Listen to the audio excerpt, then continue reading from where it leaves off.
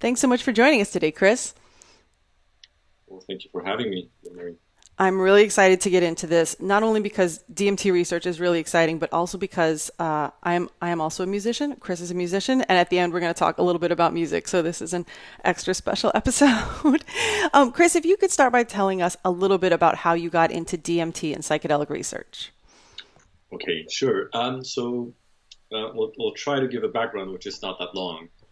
So I come from Latin America, Chile, more specifically. There I studied psychology. So my background is in psychology. I was always interested in, how do we understand the mind, and I always felt that drugs were particularly interesting because they alter consciousness in unique ways. So that was one kind of like piece of the puzzle that eventually led to psychedelics. Then the other piece of it was the cultural element of psychedelics in Latin America and Chile, something that you kind of grow up with up to a certain extent. It's more prevalent there, I would say, in general, especially things like San Pedro and mescaline and things of the sort. They're just in the culture, in the background, and the whole indigenous use and mestizo, which means mixed race, use around psychedelics and related substances overall.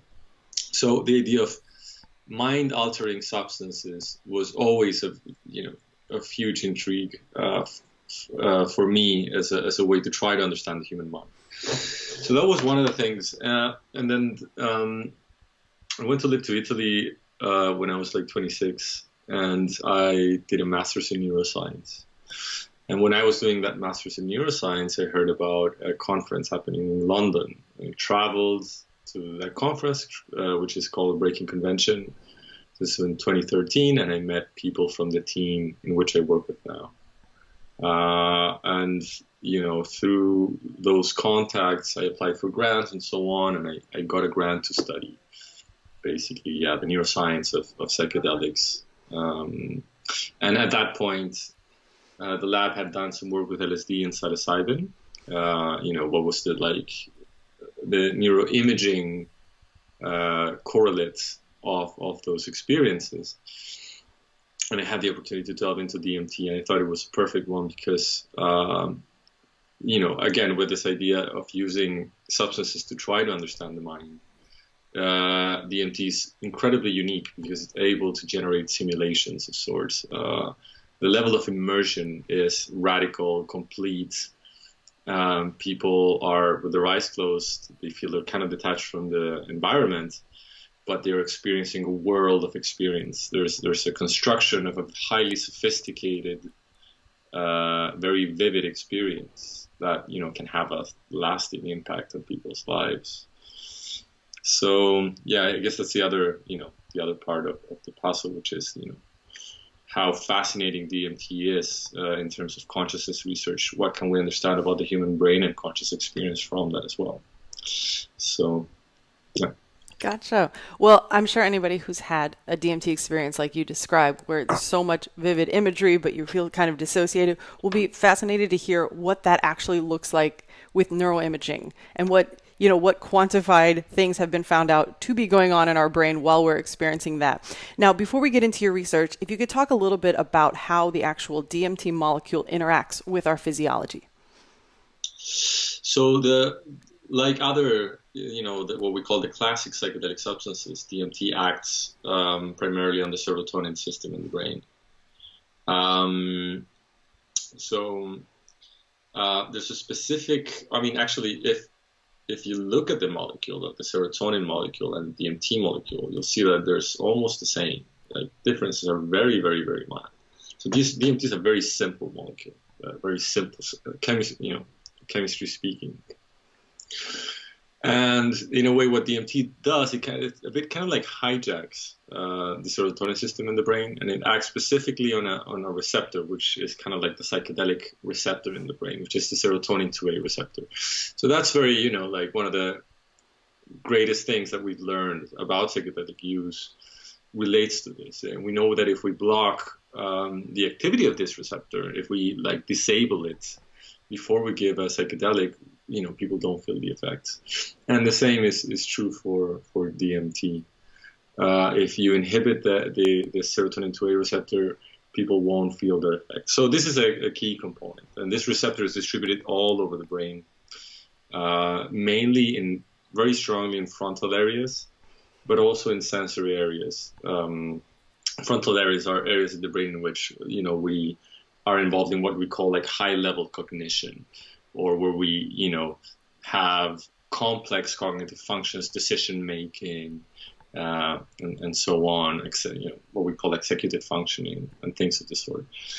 That happens in the front, in the back, and in the sides, closer to sensory organs, or in relationship to sensory organs. Basically, there's a lot of these receptors as well. In the visual cortex, we have a lot of them, and the auditory, and so on. So it's massively distributed all over the brain.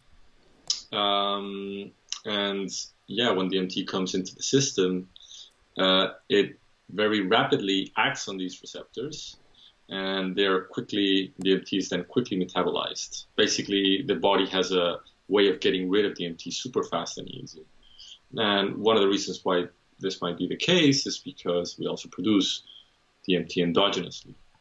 So the body needs to kind of like get rid of it and keep it in check of sorts. And there's some interesting theories out there saying that, they're speculative at this point, but they say that basically DMT is almost like another neurotransmitter, similar to the idea of serotonin or dopamine. These are neurotransmitter systems. DMT would be an endogenous neurotransmitter system, which would be involved in generation of dreams, creativity, mystical experiences, near-death experiences, and so on. So there's a lot of unanswered questions on those domains, but certainly fascinating ones. Yeah, you brought up endogenous DMT. Could you talk a little bit about where that has been found? So they've done a couple of studies in animals and in humans. So it has been found on cerebrospinal fluid in humans, which is, lay terms, I guess you could call it a brain juice. Basically, you cannot directly measure the human brain for these kind of things. So you can just look at the brain juice, the brain fluid. And so they found it there. They found it in some in urine samples of people as well. And recently it has been found in the visual cortex of rodents. So this is studies done by people from the University of Michigan, the work of John Dean and Jim Borgin. So it has been found also, I think, in the rat pineal gland. So this, relates to this whole narrative that DMT is produced in the pineal, and therefore the pineal is kind of like the seed of the soul of souls. One of the interesting findings that was found in this latter study that I was mentioning is that they took away the pineal from rats, and they still found DMT in the brain.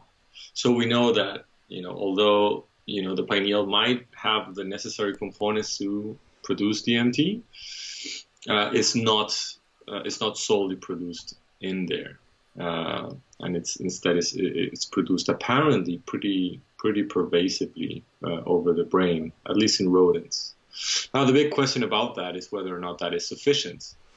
The amount of DMT that's produced is sufficient to have an actual effect in our conscious waking experience, or that it plays a role in this unusual states of consciousness which are not induced by any particular drug coming from the outside. Gotcha. That study, I remember reading that, and there was something in there about how there was increased DMT, correct me if I'm wrong, when the rodents had a heart attack. Yes, that's another one. Oh, yeah, different. Exactly. Yeah, no, I think it's the same one. There's a lot of different experiments in that same paper. But yeah, I think they did found some sort of elevation of DMT levels when rodents had a heart attack. Now, there's another caveat there, which is like when the cell dies, it just releases a lot of neurotransmitters. So it releases serotonin, releases dopamine. So then the issue is on the question of what we call specificity, whether or not those levels of DMT specifically are elevated to a degree in that, would be associated to something like a near-death experience, for example.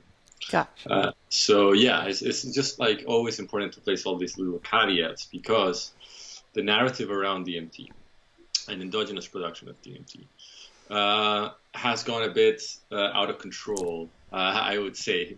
I mean, not necessarily in a bad way, but certainly there's a lot of myths or speculative reasoning behind it that is passed on as truth. And we're still trying to figure some of these things out.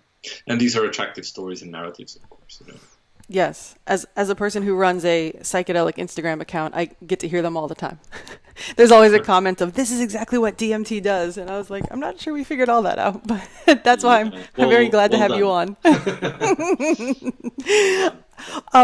Let's get into your particular research. You'd spoken about doing some neuroimaging. So can you tell us a little bit about what was found when you gave people IV DMT and did neuroimaging? Yeah, so we've done a couple of studies. One was mostly around what we call EEG, or electrical activity in the brain. That's how we measure things. And electroencephalograms is what we call. So it's like, I don't know, some people are kind of familiar with this because of clinical reasons. Basically, it's a hab that measures the electrical activity generated by neurons. So that's one of the ways to look into the brain. That was the first study. And in that one, we found like quite a few different things, but I think one of the most important ones was that you have this alpha wave pattern, which is kind of like the predominant pattern that we have in the brain. It's particularly enhanced in adults. It's a specific brainwave pattern that is super prominent, and it's especially prominent when we close our eyes. So when we close our eyes and we gradually start detaching from external reality, and we start focusing on our thoughts, minds, memories, things that I need to do, my dramas, whatever, right? So that alpha wave pattern is super pronounced. One of the most, the first things that they found in neuroimaging in general is that when people open their eyes, this alpha pattern disappears completely, right? So when you engage with reality, this brain wave goes completely off. We saw a very similar thing with DMT, only people were not opening their eyes. So it's like we injected the drug, people had their eyes closed, people had before this strong alpha wave pattern. When the drug comes in and they start having this, very intense immersive experience, it's almost a simulation, as if they're opening their eyes and engaging with an external reality. Only that the reality that they're experiencing is this, the DMT space. That was one thing. The other thing is that we were very intrigued in what does it mean to break through. This whole notion that people speak about, users speak about, that a bit unlike LSD or psilocybin, in which, there can be certain distortions. I mean, if you're interacting with some sort of external reality, there can be some sort of like, the imagery that people can have is there present and can be amazing and super special. But it doesn't have this level or degree of immersion that people report on with DMT. So this idea of going into a different reality, to a different sort of space. And we found a little signature on that. We found that the brain, these theta waves, were particularly prominent, these delta and theta waves. And these are the same brain waves that are active during dreaming. So when you think about it, it's super interesting and quite, peculiar, because you have a similar psychological state in dreaming. People have their eyes closed, they're not engaged with the external reality. Nonetheless, they're having a simulated world of sorts, very vivid, convincing, there's a lot of emotion in it, so on. And a very similar thing happens under DMT. People are with their eyes closed, partially detached from the environment, but they're having a very vivid, simulation or virtual reality. So we found an interesting kind of like comparison or analog between different like states of consciousness. And so that was another one of these the intriguing findings. And I guess one of the latter things that we found is that I was particularly interested in mapping out the experience, not trying to just have this sense of, getting an idea of what happens in the brain, but also relating that to what people specifically went through.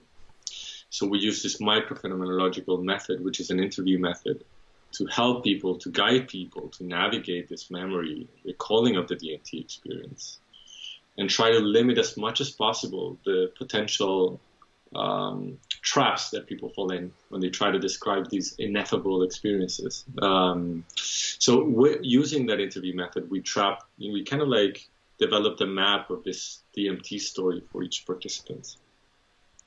And we found that the visual component, we found three main components. One, there was a visual component in the experience.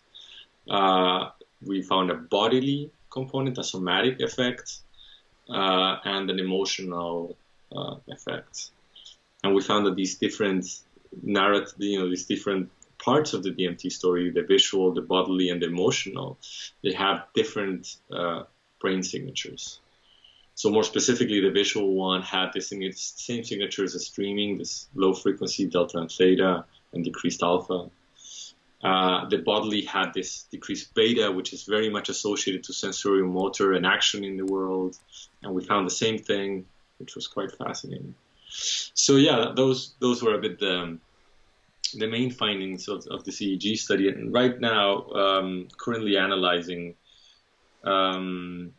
with some collaborators the data from our fMRI study. So that was the main study in which we administered DMT to 25 healthy volunteers. So we're in the latter stage of that process before we can, hone in specifically on those findings. But we're finding some very intriguing things over there as well.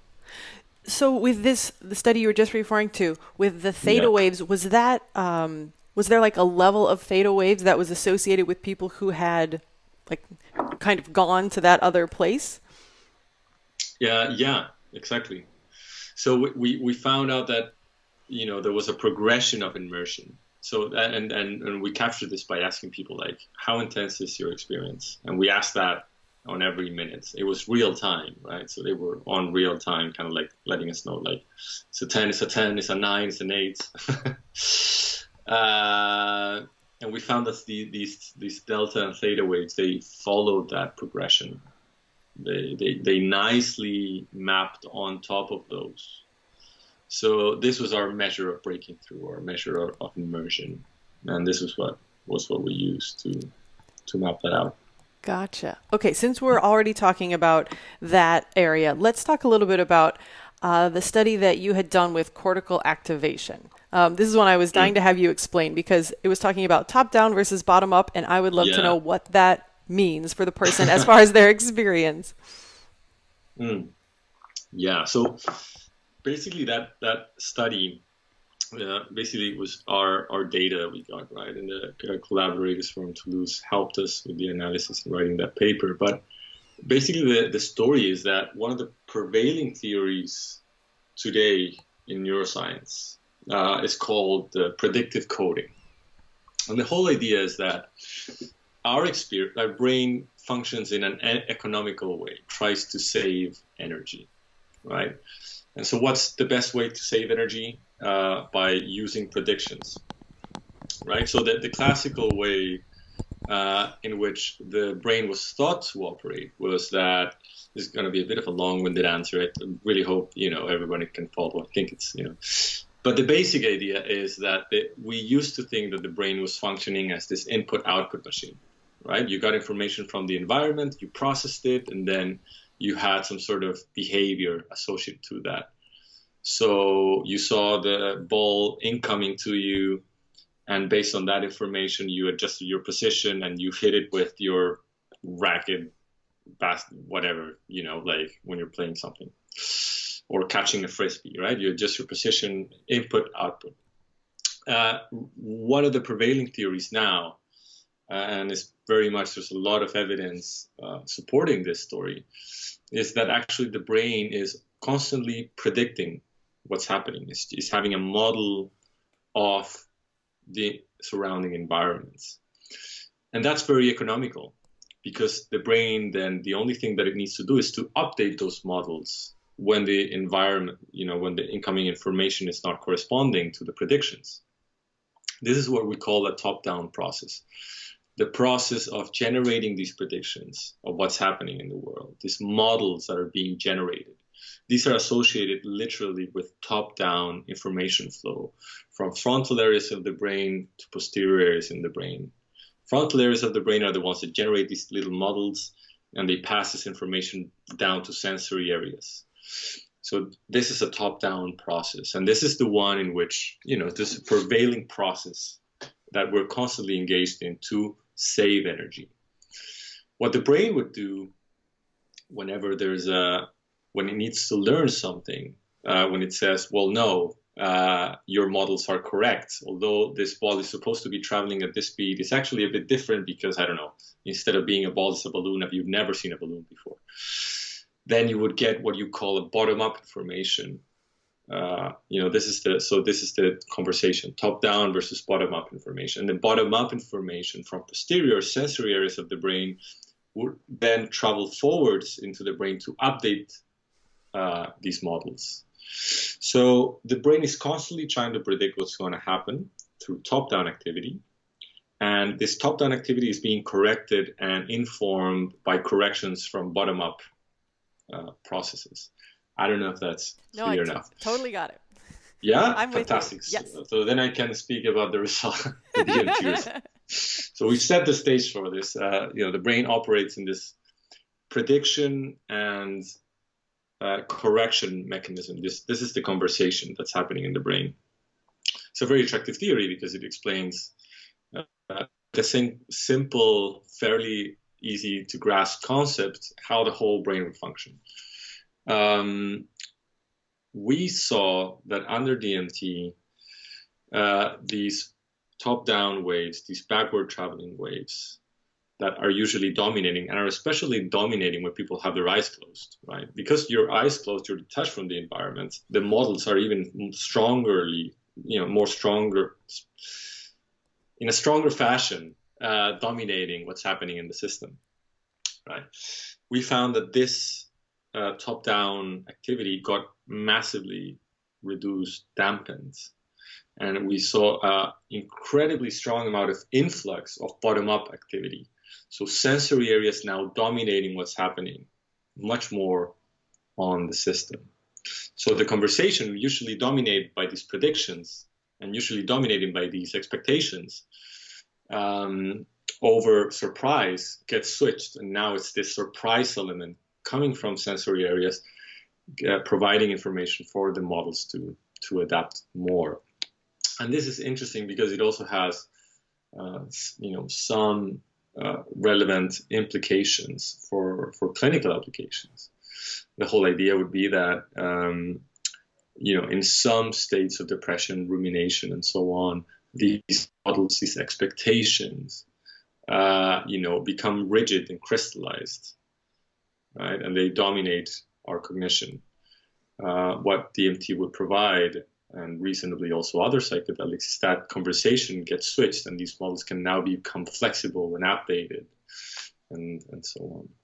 And the interesting thing is that this increases in forward traveling waves, this bottom-up activity, is very similar to what our colleagues in Toulouse saw when people were actually watching external stimuli. So it's quite striking because it's almost like the brain, after DMT is being given, is simulating this external stimulation to an incredibly strong degree of similarity. So yeah, it's a bit of a mechanistic way of understanding the effects of DMT in experience. That's so interesting, and I appreciate that you commented on the therapeutic possibilities there, because like you said, a lot of the other psychedelics have gotten a lot of more press in their therapeutic potential, but I think you're right. That would be incredibly helpful as some of that kind of like stasis breaking for those who are stuck in that rumination pattern. And I like that you've given us the scientific basis for what exactly is happening behind that. Very cool. Can you talk a little bit about, there was one last one that I found that I wanted to hear about, which was the correlation between DMT experiences and near-death experiences. Yeah. So so this idea has been around for a while, especially around DMT. So Rick Strassman in the 1990s postulated that there would be a relationship between endogenous DMT production and these near-death experiences that occur naturally. Now, this has a lot of assumptions. It would presume that the endogenous DMT would play a significant role in these experiences. We kind of were interested in that, but we took a bit of a step back, and rather than say, oh, this is endogenous DMT that's generating this, we just wanted to see if there's some sort of overlap between these experiences. If, there's an actual similarity of what's going on, just investigate that. So what we did is that we gave participants this near-death experience questionnaire, which is like this validated way of assessing how strong your near-death experience was. And we found that all of our participants were scoring above, what is usually considered a threshold for a near-death experience. So that was one of the things. And then with some collaborators in Belgium who they actually interview a lot of people who actually go through near-death experiences. We compared how it matched to their results, and we found that there were incredibly strong overlaps in many of the near-death experience features.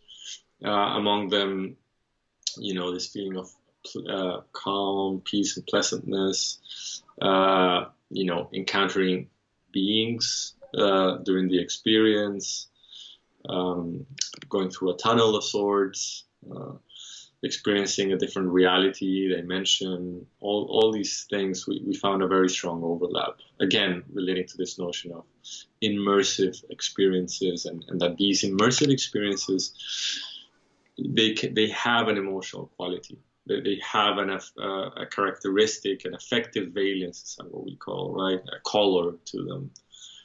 Many times feels important, ultimate, revelatory to some degree. So yeah, those were the overlaps that we found between both experiences. Interesting. I appreciate that you talk about how they're similar, but there still isn't that. I mean, do you think that this is just a hypothetical question, but is there ever going to be a way that we know whether or not these myths about DMT being released in these near-death experiences, I mean, seeing as how rarely are they planned for, does this seem like something that's just going to be speculative forever, or do you think there's some way to find out the answer to that mythological question? I think that there are ways to try to get near. Definitely ways that, if we find ways of imaging the brain that are non-invasive, right? And if we have situations in which we can monitor people who are, who are very sick and could be on the verge of dying, we can try getting some information on that, Right now, the fMRI machine, you cannot have patients there. But that would be kind of like an ideal scenario, or a PET machine where you can see the actual neurotransmitter systems a bit better. That would be ideal scenarios, and then it would be tricky because you would need participants who would spontaneously undergo a near-death experience and then report back on it and say, I actually did have a near-death experience. Right. And then we see the different brain states and we say, oh yeah, that's quite simple. Another way that we're trying to tap into this is that we've recently launched a survey study in which we ask people who have gone through near-death experiences and psychedelic experiences with different drugs, and we have ask a bunch of questions about their experience, what we call the phenomenology, or the details about that experience. and to try to see, if they think they are similar, if there's some sort of overlap or not. My kind of like personal feeling or intuition around these kind of things is that the brain is a complex system. It's dynamic. It works on the basis of different chemicals, and the combination of different chemicals are responsible for different experiences. And these experiences, they all have a unique quality to them. They're all irreproducible. So the factors that go into a singular experience, they're usually multivariate. They have many different components. It is possible maybe that DMT endogenously plays a big role in that, but surely it's not the single one. Probably other chemicals involved, and the story is a bit more complex. Like everything, when you go a bit into them, especially in science, you start looking a bit deeper into something, and it starts getting more complex, and more work needs to be done, and But I'm sure that some important breakthroughs might be possible in that domain. And there's, the University of Michigan, they're doing some very important work on that regard. Oh, very cool. Well, I'll keep an eye out for that. Thank you Mhm. for hypothesizing along with us here. I'd love to move into. I work a lot with veterans and TBI, and we talk a lot about healing the brain and neurogenesis. And I recently saw a study that talked about DMT's ability to stimulate neurogenesis. Could you discuss a little bit about those findings? Yeah. So it's interesting that you mentioned TBI actually.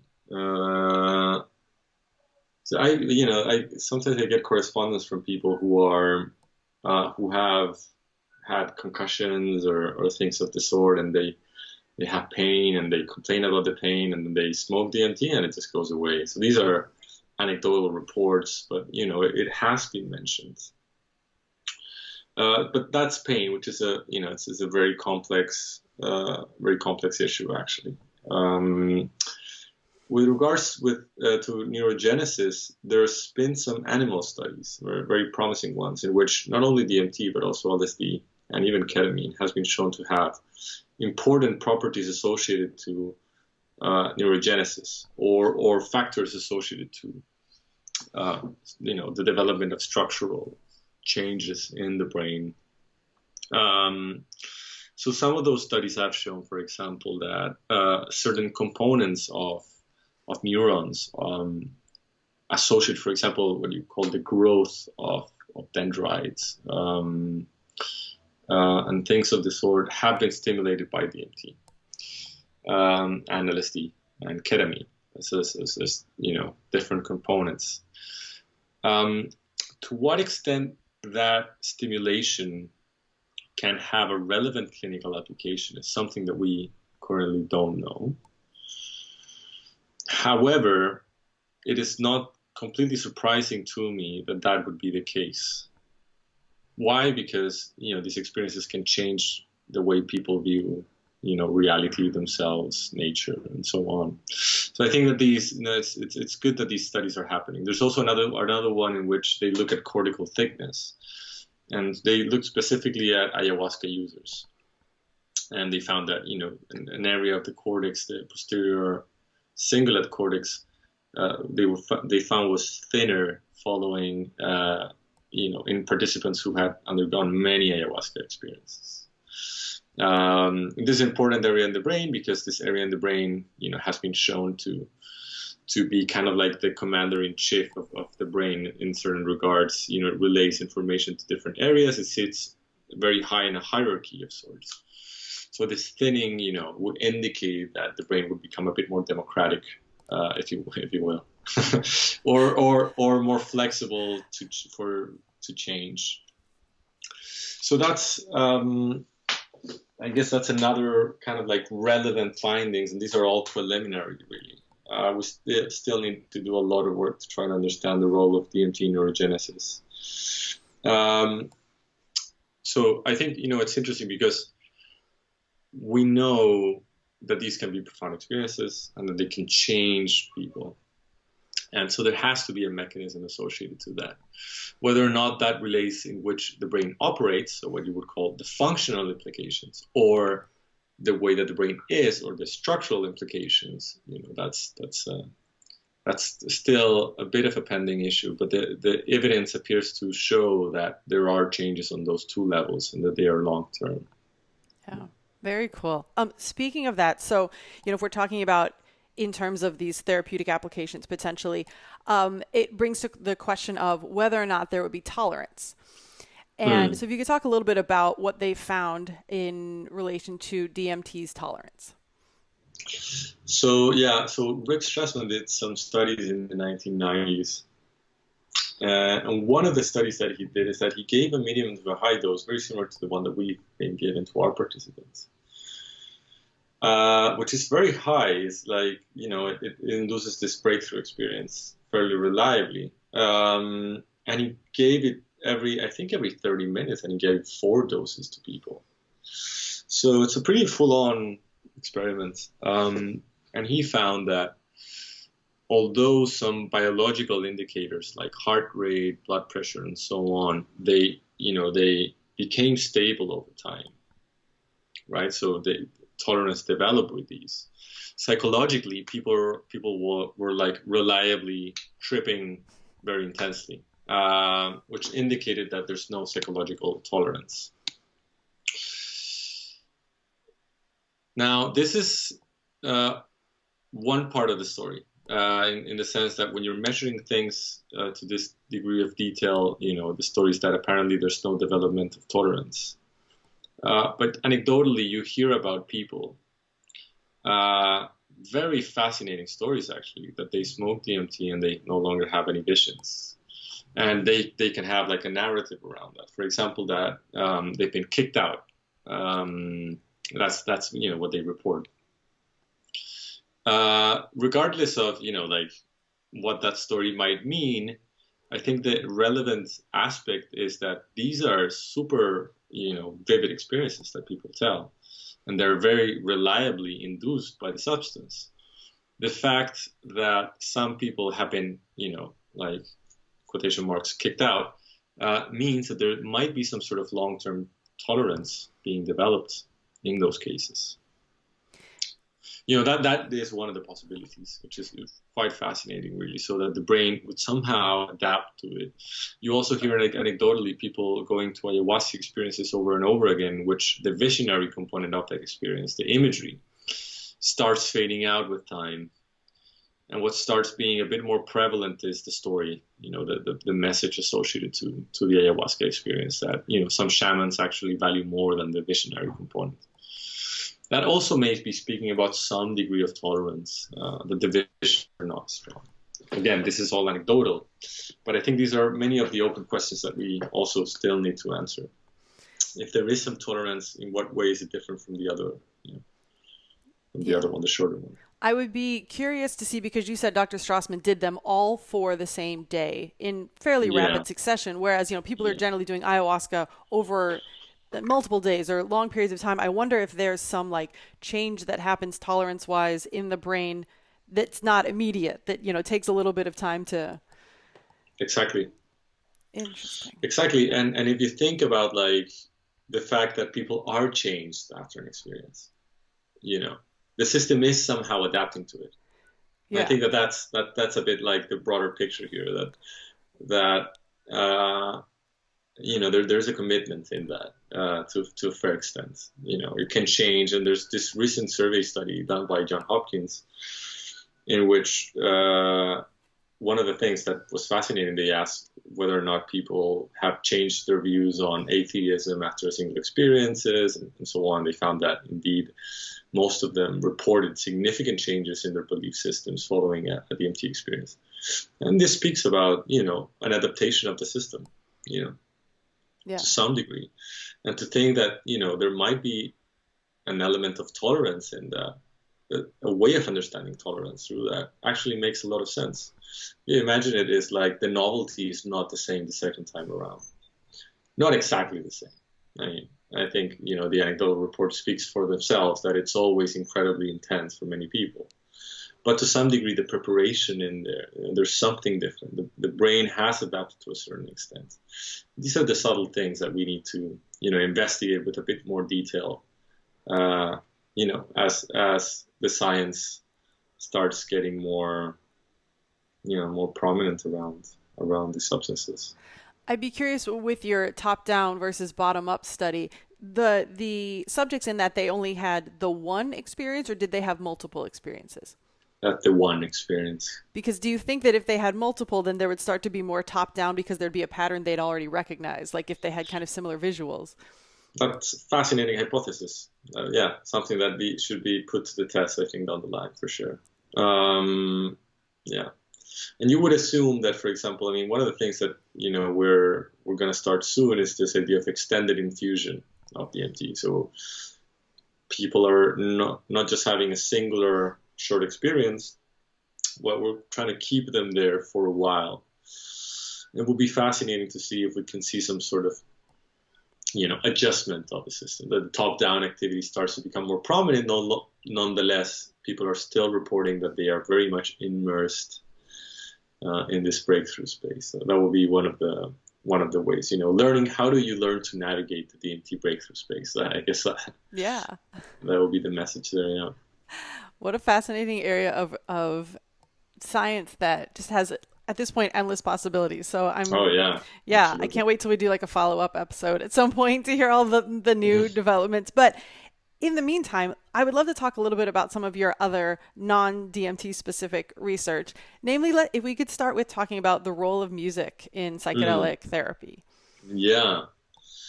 So I think, this might be referred. We did this was a study in which I was mainly a collaborator, but Mendel Kalin, my colleague, who was leading that project. Basically, it was all about trying to understand the way that people reacted to music during the process of psychedelic therapy, more specifically psilocybin.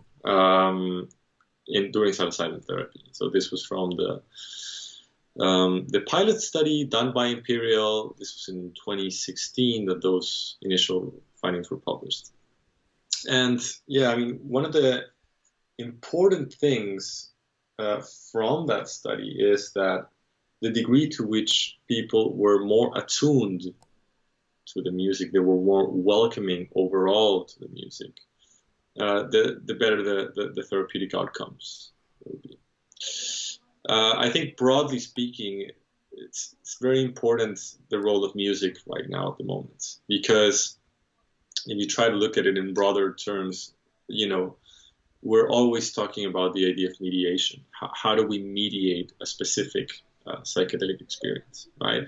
We know that psychedelics are particularly special because of that. They can be super susceptible to different forms of mediation, different forms in which the context influences the experience.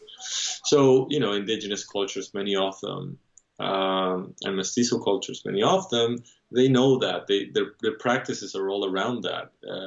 How the shamans, it's the show that they put on, the messages that they give to the people, the way that they can help them prepare if, that is the context or not. And most importantly, the usage of music. They've always used music as a main feature within psychedelic experiences, guiding those experiences more specifically.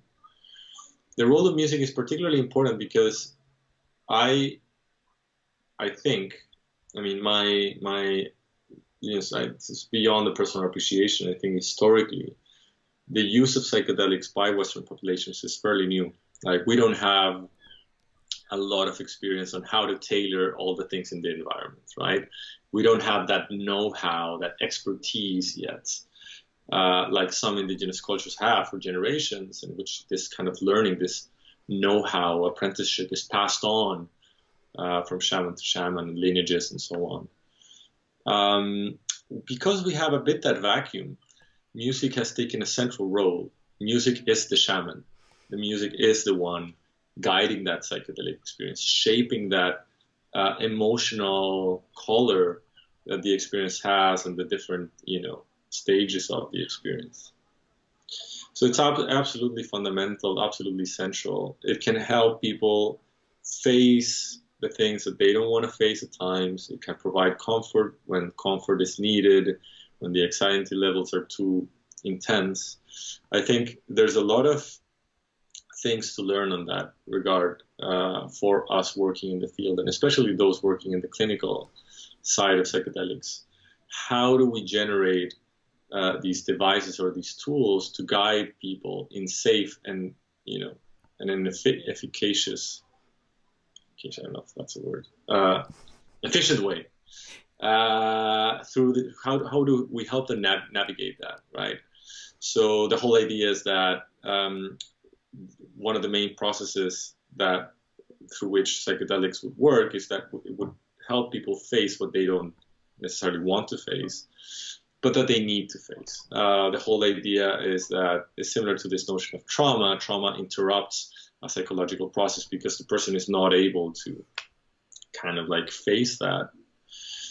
And therefore it becomes a symptom and it becomes some sort of mental health condition of sorts. Psychedelics would kind of like put that back into the forefront and help this narrative or this story unfold that needs to be unfolded. And the role of music is crucial because the role of music can help potentiate that narrative when it needs to be potentiated, but it also can provide a sense of comfort, a sense of grounding, a sense of boundary for this experience to play out. So it's very similar to this notion also of play, I would say. The idea of play would be that you would be recreating something that would be, for example, violent, but you would do it in a protected space to simulate whatever needs to be, experienced there again. So yeah. Very interesting. I wondered, like you said, I hadn't thought of this before, but music really is our version of shamanism in the West. And it reminded me of some veteran I was speaking with the other day who had done an ibogaine experience, and he'd mentioned like when the music got really intense and kind of dark, his journey had gotten kind of intense and dark, and then it lightened up at the end. And I think that goes back to what you were saying, is that sometimes we need to go into those dark places in our journeys. And so a skilled, shaman, let's say, a skilled music playlist curator at this point could now, with your research showing that, yes, it does have an effect, can use that as a tool to help people go in those directions. Exactly. And this is the interesting part. I mean, and this relates to the notion that the importance of practice around it, the importance to develop skilled therapists, skilled facilitators, our versions of the shamans. I think there's a lot of work to be done in that regard. Then there's so much that we can learn from, either from indigenous culture shamans, but also maybe, people working in the underground who have done important work on navigating that space. Theoretical work can help us on that regard, to a certain extent. But all this expertise, really, it's a know-how. It's an apprenticeship. It's a craftsmanship of sorts. It's something that you learn by doing. And I think that there's, in this, it's in this point where a lot of, the important work needs to happen at this moment, I would say, especially with the, the advent of psychedelic businesses and the interest to generate medicines from psychedelics. And we need this place, these instances of learning. We need to have ways to pass on that knowledge, to try out things in a safe way, of course. Yeah. Yeah, you were going to, because you just touch on it a little bit with the apprenticeship. You're doing some work currently, correct, around psychedelic apprenticeship? Yeah, I mean, it's a bit of a term that I recently kind of like generated with a couple of colleagues. The basic idea would be that there appears to be an ethical issue around the notion of revelations and the idea of insights. Broadly speaking, is how do we navigate psychedelic knowing, right? You can consider these psychedelic experiences as instances of learning, in which you learn something about yourself, you can learn something about people around you, your history, or you can also learn something, related to larger themes, metaphysical themes, or issues about spirituality and things of the sort.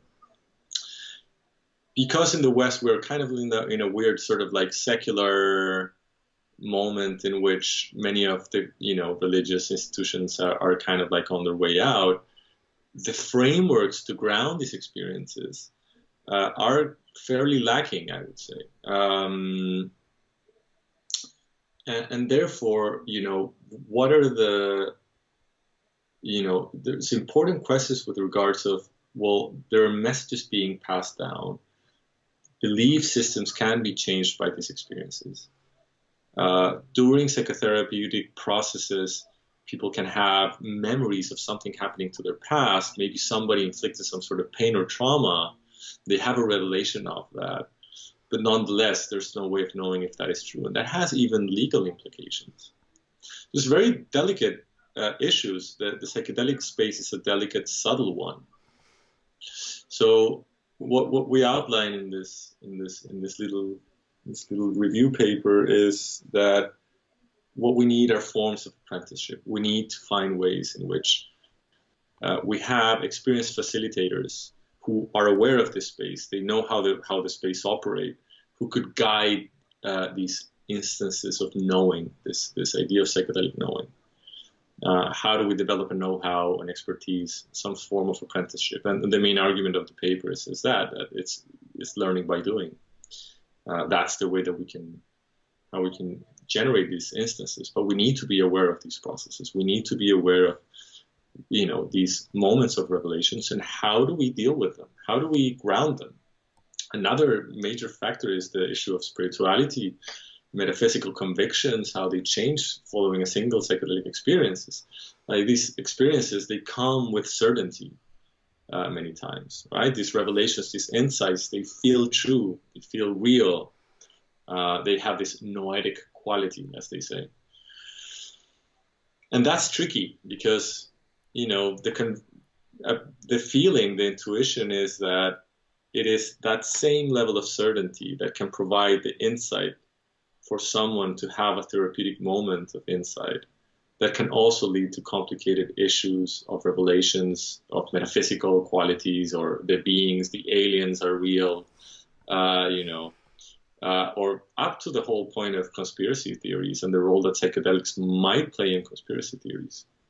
And the whole idea of psychedelic apprenticeship is that we need instances to mediate that form of psychedelic knowing, to develop a gentle touch around these insights. How can we have a sort of like a delicate touch on this so that we don't fall on the traps of it's true, not true kind of things, which is, very difficult. And, contemplative practices like meditation, they've known these kind of things for generations, and the way that they've dealt with is through lineages, forms of practicing constantly so that you don't fall down into this grasping sort of temptation. I've got the insight, this is true, everything has changed now. Just very similar to the psychedelic space.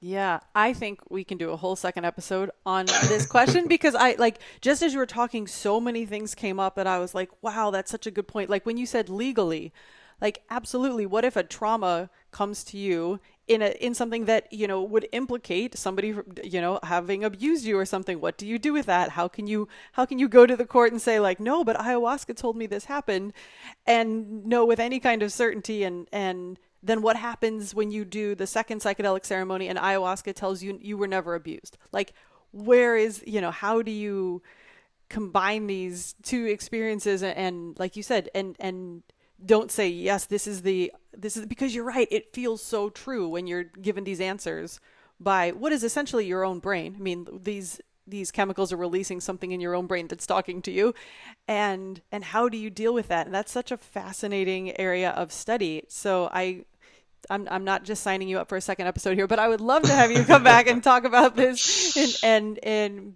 detail, because absolutely, I think that alone, if the whole rest of the DMT research has not blown people's minds, they're going to be like, oh, wow, hold it. That's something we definitely need to address. Yeah, absolutely. Well, thank you for all the work that you're doing in all of these areas. Where can people find you if they'd like to learn more about what you've been up to? So they can follow me on Twitter.